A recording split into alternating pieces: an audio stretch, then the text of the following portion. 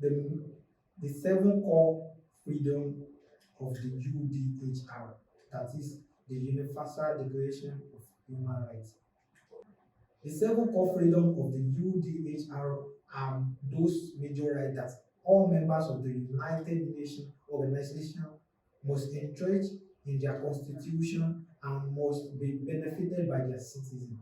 The seven core freedoms are freedoms that cannot be taken away from any individual, even in emergency situations. The seven core freedoms are: 1. The right to life. 2. Freedom from torture. 3. Freedom from enslavement and forced labor.